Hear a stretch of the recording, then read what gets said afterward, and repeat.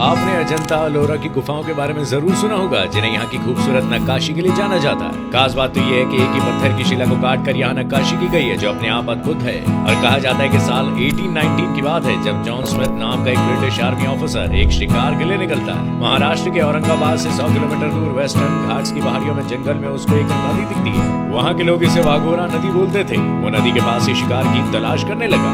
उस नदी से ऊपर पहाड़ियों में गुफा का मुहाना दिखाई दिया।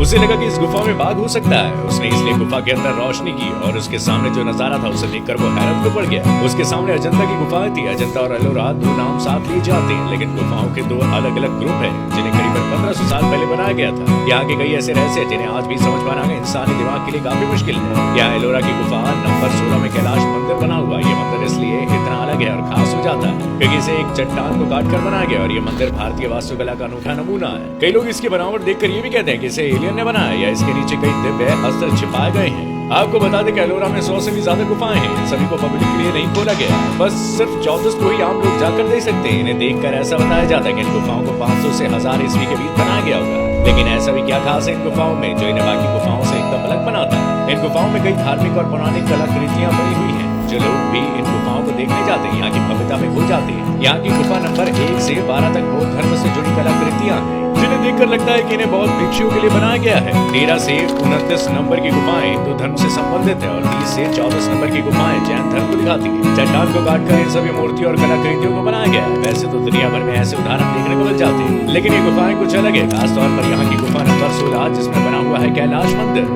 जिस तरह से इस मंदिर को बनाया गया है उससे ये एकदम साफ हो जाता है कि इसे नीचे से ऊपर नहीं बल्कि ऊपर से नीचे की तरफ बनाया गया है। दुनिया भर में जो भी ऐसी इमारतें बनाई गई उसमें एक शिला को नीचे या सामने से काट कर बनाया गया है। लेकिन इस मंदिर को बनाए जाने में ऐसा क्यों किया गया, ये बात पूरी तरह से आज भी साफ नहीं है। लेकिन इस मंदिर के बनने के पीछे की एक कहानी काफी सुनने को मिल जाती है। अलाजपुर नाम का राज्य हुआ करता था, जिसके राजा थे एलू। एक बार वो काफी बीमार पड़ गए थे और तब उनकी रानी काफी डर गई थी। इसलिए उन्होंने जंगल में जाकर भगवान घृष्टेश्वर की पूजा की।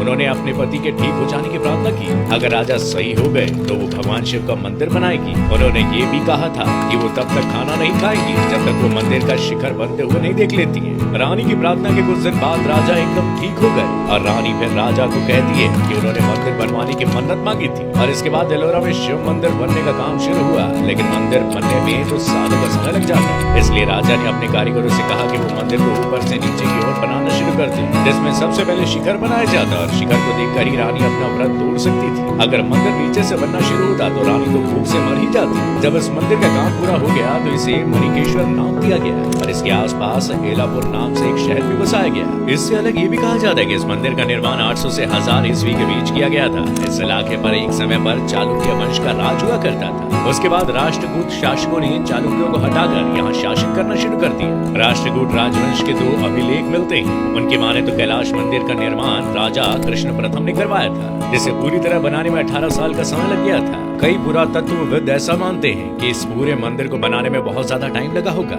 इसे एक चरण में नहीं बनाया गया होगा। पहले इस मंदिर को कृष्णेश्वर कहा जाता था, लेकिन फिर पूरे मंदिर को सफेद रंग से रंगा गया और ये कैलाश पर्वत जैसा दिखने लगा, जिसके बाद इसका नाम कैलाश मंदिर कर दिया गया। अब ये तो सब जानते हैं कि कैलाश पर्वत को शिव जी के निवास स्थान की तरह ही जाना जाता है। वैसे अगर आपको इस मंदिर की असल खूबसूरती को समझना है तो यहाँ एक बार जरूर जाना पड़ेगा। इस वास्तुकला को शब्दों में सही से बताया नहीं जा सकता। इस मंदिर के बारे में थोड़ा और जाने तो मंदिर के आगे एक प्रवेश द्वार बना हुआ है, जिसके ऊपर 2 मंजिला गोपुरम बना हुआ है, जिसमें शैव और वैष्णव परंपरा की मूर्तियां भी बनी हैं। इस मंदिर में आप जैसे ही घुसते हैं एक बड़ा सा आंगन है और सामने कमल के फूल पर बैठी गज लक्ष्मी जी की मूर्ति है, जिसके ऊपर से हाथी मटके से पानी डालते हुए दिखते हैं। इस मंदिर में कई सारे हाथियों की बड़ी बड़ी मूर्तियां बनी हुई है। इसका कहीं न कहीं राष्ट्रकूट के राजाओं से भी कनेक्शन है और कहा जाता है कि भगवान शिव के निवास कैलाश पर्वत की तरह ही इस मंदिर को भी बनाया गया है। और मंदिर के गर्भगृह के ऊपर एक टावर बना हुआ है जिसे शिखर कहते हैं और मंदिर के अंदर भगवान शिव और उनके वाहन नंदी के मंडप भी बने हुए हैं। इस मंदिर की दीवारें पुराणों की तस्वीरों से भरी पड़ी है। ये यहाँ पर वो दृश्य भी दिखता है जिसमें रावण कैलाश पर्वत को हिलाने की कोशिश कर रहा है। यहाँ की दीवारों पर रामायण के कई दृश्य हैं